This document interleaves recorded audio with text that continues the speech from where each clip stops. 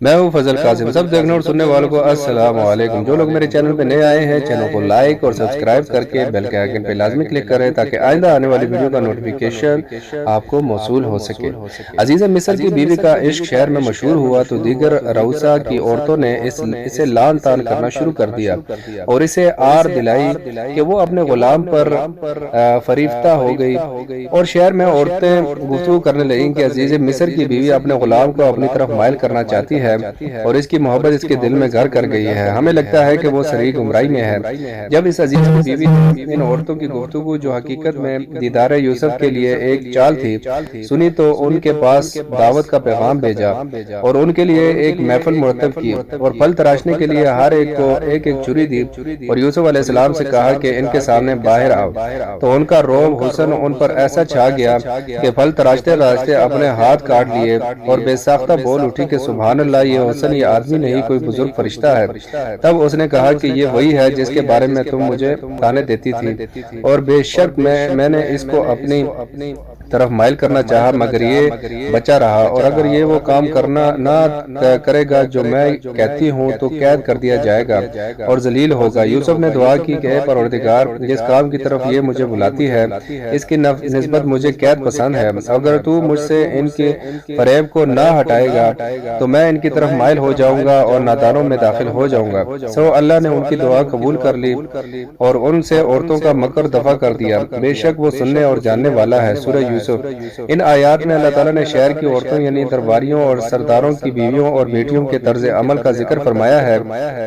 انہوں نے عزیز مصر کی بیوی کو اس لیے تان و تشنیع کا نشانہ بنایا کہ اس نے اپنے غلام کو ورغلانے اور اس سے شدید محبت کا اظہار کیا، حالانکہ وہ غلام ہونے کی وجہ سے اس لائق نہ تھا کہ اس کی طرف اس قدر میلان ظاہر کیا جاتا۔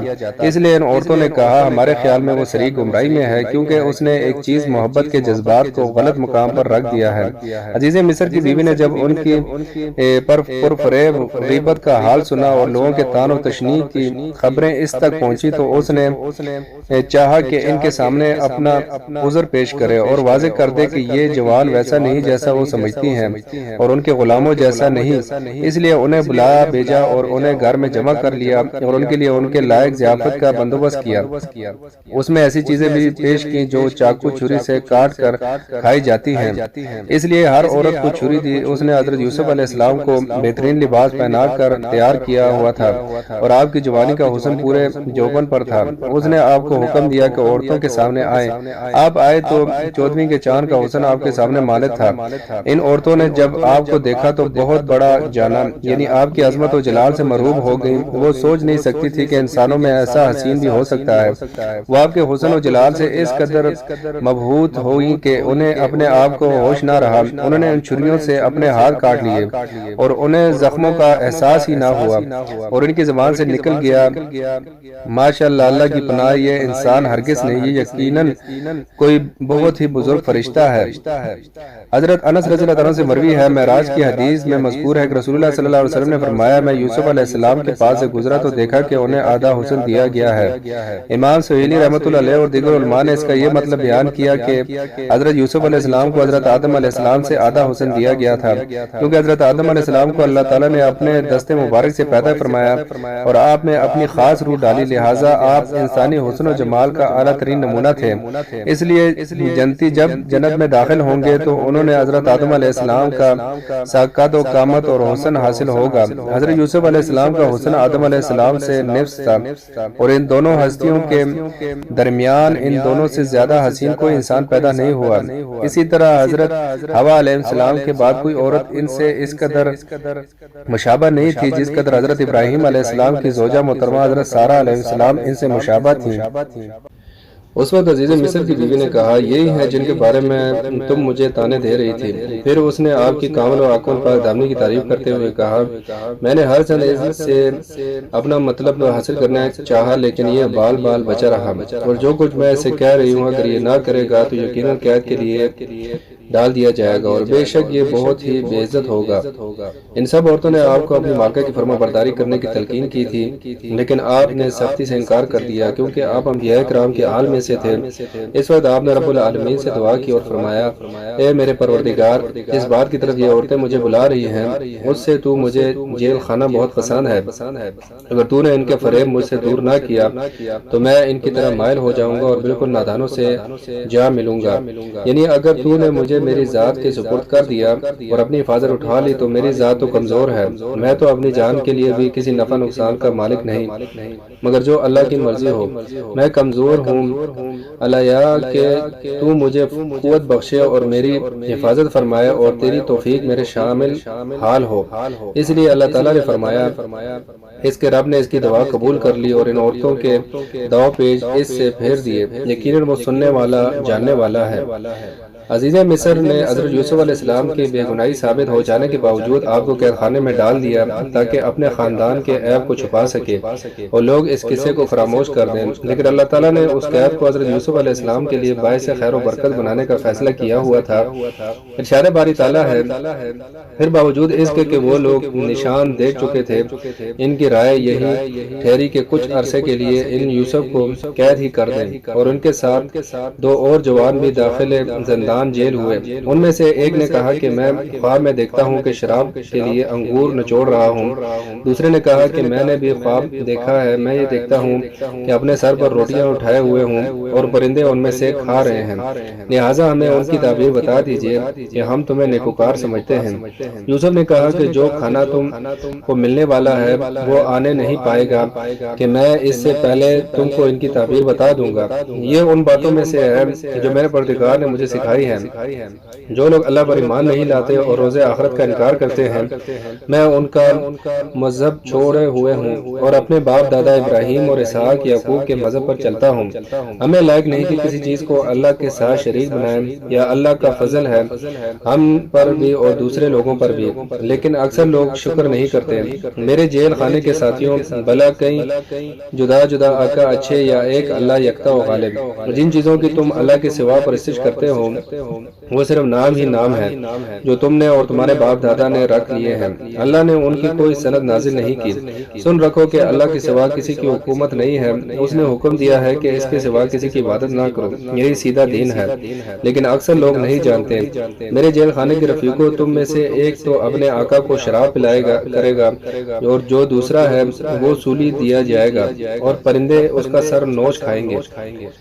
جو امر تم مجھ سے پوچھتے تھے اس کا فیصلہ ہو چکا ہے۔ سورہ یوسف۔ ان آیات میں اللہ تعالیٰ نے بیان فرمایا کہ عزیز مصر اور اس کی بیوی کو یقینی طور پر معلوم ہو گیا تھا کہ حضرت یوسف علیہ السلام بے قصور ہیں، اس کے باوجود انہیں یہی مناسب معلوم ہوا کہ آپ کو کچھ عرصے کے لیے قید کر دیا جائے تاکہ لوگوں کی چیمہ گوئیاں ختم ہو جائیں اور یہ معاملہ دب جائے۔ یہ مقصد بھی تھا کہ عوام یہ خیال کریں کہ یوسف علیہ السلام نے چھیڑ چھاڑ میں پہل کی ہوگی، اس لیے انہیں قید کی سزا دی گئی ہے۔ بہرحال آپ کو جیل میں بھیجنا ان کا ظلم تھا، تاہم اس میں اللہ کی حکمت تھی کہ اس طرح آپ ان عورتوں کے ساتھ میل جول رکھنے سے بچ گئے اور ان کی شرارتوں سے محفوظ ہو گئے۔ پہلے بیان ہو چکا ہے کہ ان کے ساتھ ہی دو اور جوان بھی جیل خانے میں داخل ہوئے تھے۔ کہتے ہیں ان میں سے ایک بادشاہ کا ساقی تھا، اس کا نام بنو بتایا جاتا ہے، اور دوسرا بادشاہ کا باورچی تھا، اس کا نام مجلس بتایا جاتا ہے۔ وہ کسی جرم کے سلسلے میں مشکوک تھے، اس لیے بادشاہ نے انہیں قید کر دیا تھا۔ جب جیل میں ان کی ملاقات حضرت یوسف علیہ السلام سے ہوئی تو وہ آپ کے اخلاق و کردار و عادات و اطوار، اقوال و افعال، کثرت عبادات اور مخلوق خدا پر شفقت سے بہت متاثر ہوئے۔ ان میں سے ہر ایک کو ایک خواب آیا جو اس کے شب و روز کے مشاغل سے مناسبت رکھتا تھا۔ مفسرین فرماتے ہیں ان دونوں نے ایک ہی رات میں خواب دیکھا۔ ساقی نے خواب میں دیکھا کہ انگور کی ویل کی 3 شاخیں ہیں، ان میں پتے اگ آئے اور انگوروں کے گچھے لگ کر پک گئے۔ اس نے انہیں لے کر بادشاہ کے پیالے میں نچوڑا اور اسے وہ مشروب پلا دیا۔ روٹیاں پکانے والے باورچی نے دیکھا کہ اس کے سر پر روٹیوں کی 3 ٹوکریاں ہیں اور پرندے سب سے اوپر کی ٹوکری سے کھا رہے ہیں۔ دونوں نے حضرت یوسف علیہ السلام کو اپنا اپنا خواب سنایا اور تعبیر کی درخواست کی۔ دونوں نے کہا ہمیں تو آپ خوبیوں والے شخص دکھائی دیتے ہیں۔ آپ نے انہیں بتایا کہ وہ خوابوں کی تعبیر کے علم سے بخوبی واقف ہیں۔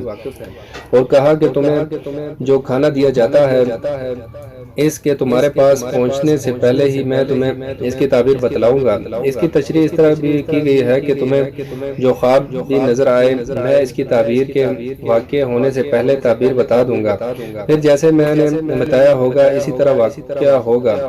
اور ایک مطلب یہ بھی بیان کیا گیا کہ تمہارے پاس کھانا آنے سے پہلے میں بتا سکتا ہوں کہ وہ کھانا کیسا ہوگا، میٹھا یا کھٹا۔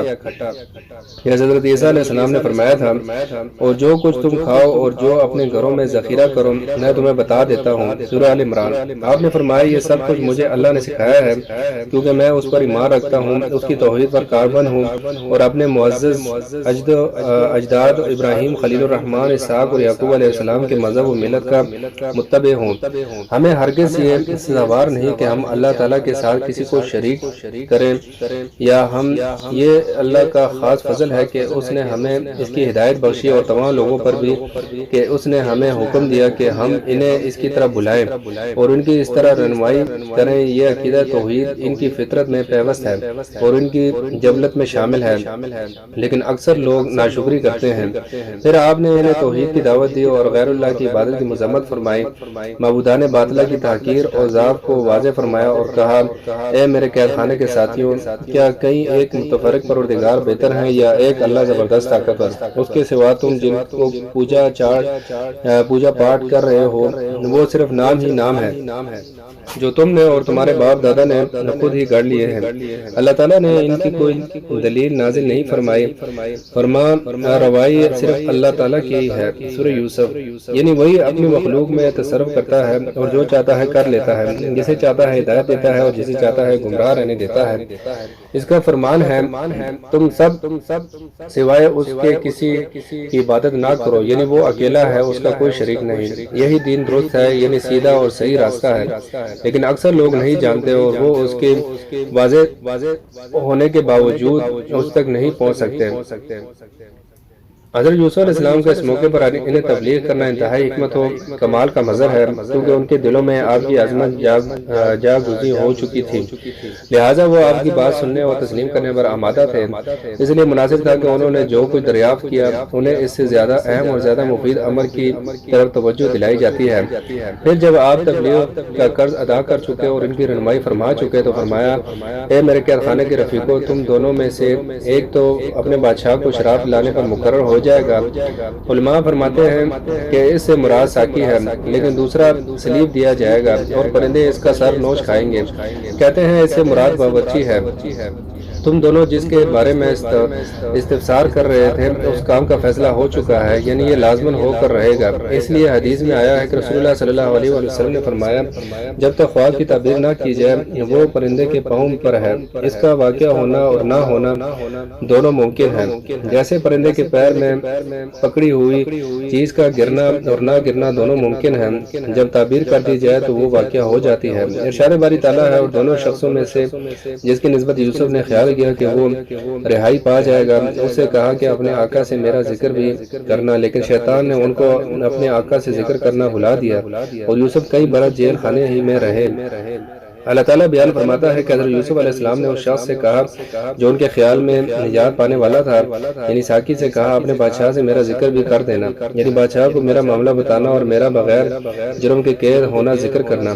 اس سے ثابت ہوتا ہے کہ اسباب کو اختیار کر کے کوشش کرنا جائز ہے اور یہ اللہ رب العالمین پر توکل کے منافی نہیں۔ پھر اسے شیطان نے اپنے بادشاہ سے ذکر کرنا بھلا دیا، یعنی شیطان نے چھوٹ جانے والے قیدی کو بلا دیا۔ حضرت یوسف علیہ السلام نے اسے جو تاکید کی تھی اس کا ذکر بادشاہ سے کرتا ہے۔ حضرت مجاہد بن محمد بن اسحاق رحمۃ اللہ علیہ اور دوسرے متعدد علماء کرام نے یہی فرمایا ہے اور یہی درست ہے۔ اہل کتاب کے ہاں بھی بائبل میں یہی لکھا ہوا ہے۔ قرآن مجید میں ارشاد باری تعالیٰ ہے اور اس یوسف نے کئی سال قید خانے ہی میں کاٹے۔ جن حضرات نے فنسوا شیطان ذکر ربی کا یہ مطلب بیان کیا کہ شیطان نے حضرت یوسف علیہ السلام کو اپنے رب کی یاد بھلا دی، ان کا موہ درست نہیں۔ حضرت یوسف علیہ السلام کا قیدی ساتھی رہا ہونے پر بادشاہ کے سامنے آپ کا تذکرہ کرنا بھول گیا۔ پھر جب بادشاہ کو خواب آیا اور عام درباری اس کی تعبیر سے عاجز آ گئے تو اسے حضرت یوسف علیہ السلام یاد آئے کہ آپ خوابوں کی تعبیر بہترین جانتے ہیں، لہٰذا وہ بادشاہ کی اجازت سے آپ کے کے پاس تعبیر پوچھنے کے لیے حاضر ہوا ہے۔ ارشاد باری تعالیٰ ہے اور بادشاہ نے کہا میں نے خواب میں دیکھا ہے، دیکھتا ہوں کہ 7 موٹی گائیں ہیں جن کو 7 دبلی پتلی گائیں کھا رہی ہیں، اور 7 خوشے سبز ہیں اور 7 خشک۔ اے سردارو، اگر تم خوابوں کی تعبیر بتا سکتے ہو تو مجھے میرے خواب کی تعبیر بتاؤ۔ انہوں نے کہا یہ تو پریشان سا خواب ہے اور ہمیں ایسے خوابوں کی تعبیر نہیں آتی۔ اب وہ شخص جو دونوں قیدیوں میں سے رہائی پا گیا تھا اور جسے مدت کے بعد وہ بات یاد آ گئی، بول اٹھا کہ میں آپ کو اس کی تعبیر لا کر بتلا دیتا ہوں، مجھے جیل خانے جانے کی اجازت دیجیے۔ غرض وہ یوسف کے پاس آیا اور کہنے لگا اے یوسف، اے بڑے سچے یوسف، ہمیں اس خواب کی تعبیر بتائیے کہ 7 موٹی گایوں کو 7 دبلی گائیں کھا رہی ہیں اور 7 خوشے سبز ہیں اور 7 سوکھے، تاکہ میں لوگوں کے پاس واپس جا کر تعبیر بتاؤں تاکہ وہ جان لیں۔ انہوں نے کہا کہ تم لوگ 7 سال متواتر قیدی کرتے رہو گے، سو جو غلہ کاٹو تو تھوڑے سے غلے کے سوا جو کھانے میں آئے اسے خوشوں ہی میں رہنے دو، پھر اس کے بعد خوش سالی کے ساتھ سخت سال آئیں گے کہ جو غلہ تم نے جمع کر کے رکھا ہوگا وہ سب کو کھا جائیں گے، صرف وہی تھوڑا سا غلہ رہ جائے گا جو تم اختیار سے رکھ چھوڑو گے۔ پھر اس کے بعد 1 سال ایسا آئے گا خوب میں برسے گا اور لوگ اس میں رس نچوڑیں گے۔ سورہ یوسف۔ یہ بھی ان اسباب میں سے ایک سبب ہے جن کی بنا پر حضرت یوسف علیہ السلام کو بڑے اعزاز و اکرام کے ساتھ جیل سے باہر لایا گیا۔ واقعہ یوں ہوا کہ مصر کے بادشاہ کو ایک خواب آیا۔ اہل کتاب کہتے ہیں کہ اس نے خواب میں دیکھا گویا وہ ایک دریا کے کنارے پر ہے، دریا سے 7 موٹی تازی گائیں نکلی اور وہاں مرغزار میں چرنے لگی، پھر اسی دریا سے 7 دبلی گائیں نکلی اور ان کے ساتھ چرنے لگی، پھر وہ دبلی گائیں ان موٹی گایوں کو کھا گئیں۔ بادشاہ گھبرا کر بیدار ہو گیا۔ جب دوبارہ سویا تو اس نے دیکھا کہ گندم کے ایک پودے میں 7 سرسبز بالیاں ہیں، اچانک 7 پتلی پتلی خشک بالیوں نے انہیں کھا لیا۔ وہ پھر گھبرا کر بیدار ہو گیا۔ بائبل۔ جب اس نے اپنے درباریوں اور دوسرے افراد کو یہ خواب سنایا تو کوئی اس کی تعبیر نہ بتا سکا۔ انہوں نے کہا یہ تو پریشان خواب ہے، اس قسم کے خوابوں کی کوئی تعبیر نہیں ہوتی، اور پھر یہ بات بھی ہے کہ ہمیں اس علم میں کوئی مہارت حاصل نہیں، اس لیے انہوں نے کہا اور ہم خوابوں کی تعبیر نہیں جانتے۔ اس وقت قید سے نجات پانے والے ساقی کو یوسف کی بات یاد آئی جو انہوں نے فرمایا تھا کہ بادشاہ کے پاس ان کا ذکر کرنا، لیکن اسے اب تک یہ بات بھولی ہوئی تھی۔ یہ اللہ کی تقدیر تھی جس میں اللہ کی خاص حکمت پوشیدہ تھی۔ اس نے جب بادشاہ کا خواب سنا اور لوگوں کو اس کی تعبیر سے عاجز دیکھا تو اسے حضرت یوسف علیہ السلام کی بات چیت اور نصیحت یاد آ گئی۔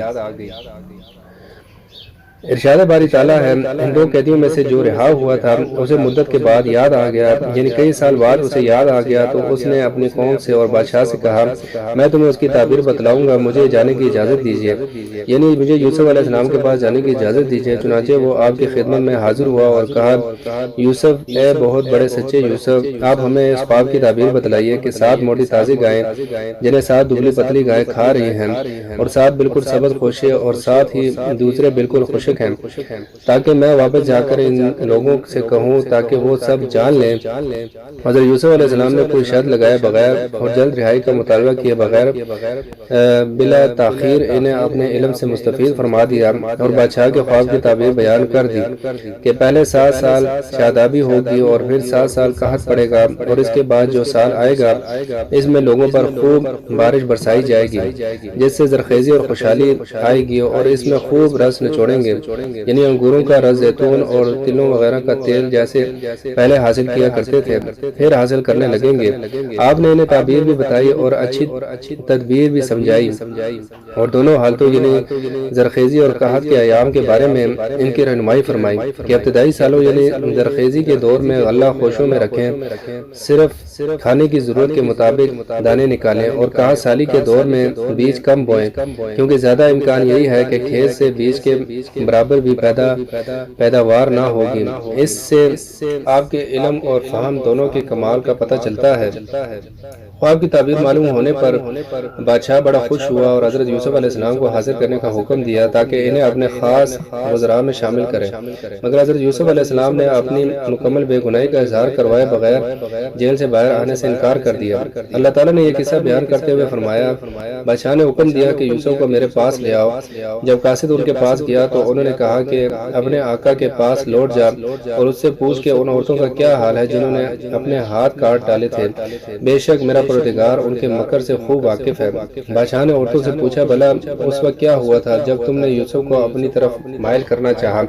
سب بول اٹھیں کہ حاش اللہ، ہم نے اس میں کوئی برائی معلوم نہیں کی۔ عزیز کی عورت نے کہا اب سچی بات تو ظاہر ہو ہی گئی ہے، اصل یہ ہے کہ میں نے اس کو اپنی طرف مائل کرنا چاہا تھا اور وہ بے شک سچا ہے۔ یوسف نے کہا کہ میں نے یہ بات اس لیے پوچھی ہے کہ عزیز کو یقین ہو جائے کہ میں نے اس کی پیٹھ پیچھے اس کی امانت میں خیانت نہیں کی، اور اللہ خیانت کرنے والوں کے مکر کو راہ نہیں دیتا۔ اور میں اپنے آپ کو پاک صاف نہیں کہتی، کیونکہ نفس ہمارا انسان کو برائی ہی سکھاتا رہتا ہے، مگر یہ کہ میرا رب پروردگار رحم کرے، بے شک میرا پروردگار بخشنے والا مہربان ہے۔ سورہ یوسف۔ جب بادشاہ کو اچھی طرح معلوم ہو گیا کہ یوسف علیہ السلام علم وافر، عقل کامل، رائے صاحب اور فہم ثاقب سے متصف ہیں، تو اس نے حکم دیا کہ آپ کو اس کے دربار میں حاضر کیا جائے تاکہ آپ کو خاصان دربار میں شامل کیا جائے۔ جب شاہ کا فرستادہ آپ کے پاس یہ پیغام لایا تو آپ نے چاہا کہ ہر ایک کو معلوم ہو جائے کہ آپ کو قید کیا جانا محض ظلم و عدوان تھا، اور جو گناہ آپ کی طرف منسوب کیا گیا وہ صریح بہتان تھا۔ تب آپ نے اس سے فرمایا اپنے مالک یعنی بادشاہ کے پاس واپس جاؤ اور اس سے پوچھ کہ ان عورتوں کا حقیقی واقعہ کیا ہے جنہوں نے اپنے ہاتھ کاٹ لیے تھے، میرا رب ان کے ہیلے سے واقف ہے۔ میں اس الزام سے بری ہوں، لہٰذا بادشاہ سے کہو کہ وہ ان عورتوں سے بھی پوچھے کہ جب انہوں نے مجھے بہکانا چاہا تو میں نے ان کی بات ماننے سے کس قدر سختی سے انکار کیا تھا۔ جب عورتوں سے دریافت کیا گیا تو انہوں نے اصل واقعے کا اعتراف کر لیا اور یہ تسلیم کیا کہ حضرت یوسف علیہ السلام کا کردار بے داغ تھا۔ انہوں نے کہا معاذ اللہ، ہم نے یوسف میں کوئی برائی نہیں پائی۔ اس وقت عزیز کی بیوی زلیخا بھی بول اٹھی کہ آپ تو سچی بات نتھر آئی، یعنی حق واضح ہو گیا اور حق ہی کی پیروی ہونی چاہیے۔ اس نے کہا میں نے ہی اس کی جی سے ورغلایا تھا اور وہ یقیناً سچوں میں سے ہے، یعنی اس کی یہ بات بالکل سچ ہے کہ وہ بے گناہ ہے۔ اس نے مجھے گناہ کی دعوت نہیں دی بلکہ اسے جھوٹ اور بہتان کی بنیاد پر ظلم و عدوان سے قید کیا گیا تھا۔ آیات مبارکہ کو بعض علماء نے یوسف علیہ السلام کا کلام قرار دیا ہے۔ اس صورت میں یہ مطلب ہوگا کہ میں نے یہ تحقیق اس لیے کرائی ہے تاکہ عزیز کو معلوم ہو جائے کہ میں نے اس کی غیر موجودگی میں اس کی خیانت نہیں کی تھی، یعنی زلیخا سے ناجائز تعلق قائم نہیں کیا تھا۔ اور بعض دوسرے علماء اسے زلیخا کا کلام قرار دیتے ہیں۔ مطلب یہ ہے کہ میں نے اعتراف کر لیا ہے تاکہ میرے خاوند کو علم ہو جائے کہ میں نے اپنے خاوند کی عملاً خیانت نہیں کی تھی، صرف مائل کرنے کی کوشش ہوئی تھی، بدکاری کا عمل سرزد نہیں ہوا۔ متاخرین علماء میں سے بہت سے حضرات اس دوسرے قول کی تائید کرتے ہیں، البتہ ابن جریر رحمۃ اللہ علیہ اور ابن ابی حاتم رحمۃ اللہ علیہ نے صرف پہلا قول نقل کیا ہے۔ اور میں اپنے نفس کی پاکیزگی بیان نہیں کرتی، بے شک نفس تو برائی پر ابھارنے والا ہے، مگر یہ کہ میرا پروردگار ہی اپنی رحم کرے، یقیناً میرا پالنے والا، بڑی بخشش کرنے والا اور بہت مہربانی فرمانے والا ہے۔ پہلی آیت کے بارے میں اختلاف کی بنیاد پر اس آیت کو بھی بعض علماء نے حضرت یوسف علیہ السلام کا قول قرار دیا ہے اور بعض نے زلیخا کا۔ زیادہ مناسب اور زیادہ کبھی یہی معلوم ہوتا ہے کہ یہ بھی زلیخا کا کلام ہے، واللہ اعلم۔